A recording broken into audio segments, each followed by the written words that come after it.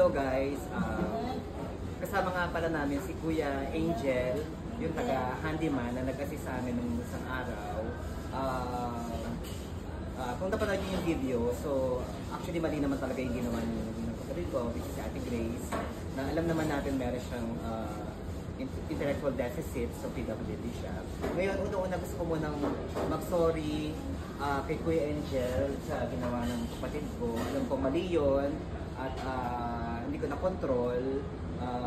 So may fault din naman ako doon, pero ginawa ko naman yung best ko para mapigilan siya. Actually, habang nagka-tantrum siya, habang nag-video ako rather, nasa loob pa lang siya ng mall, nagka-tantrums na siya. So ginawa ko naman yung part kong pigilan siya, pero ayaw niya talaga mapapigil. Kasi the more na pinipigilan si Ate Grace, the more nagka-tantrum siya. So ang ginawa ko, nag-video ako para ma-call yung attention niya. Kasi minsan, pag binibidyo ko siya, pag nagka-tantrum, natigil naman siya.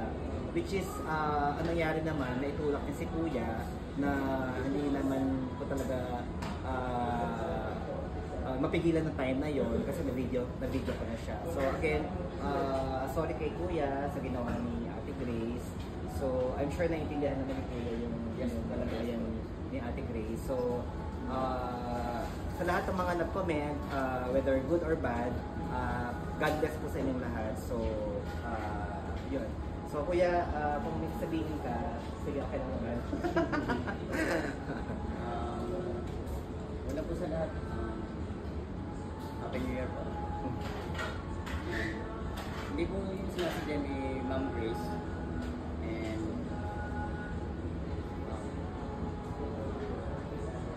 okay lang po sa akin yun. Okay lang po.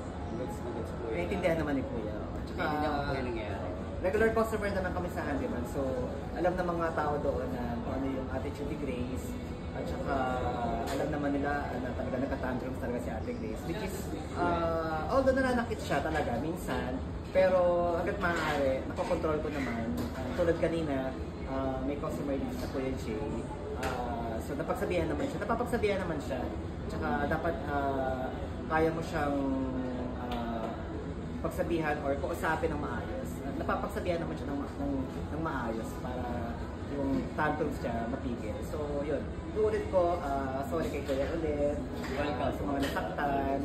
So ayun, so yun. So may konting gift si Ate Grace kay Kuya, hindi to suhol or something ha. So ito ay parang token of appreciation lang kasi napakabait naman talaga ni Kuya Fernie. So hindi siya lumaban or something. So naiintindihan niya yung sitwasyon. So Grace, bigay mo na kay Kuya.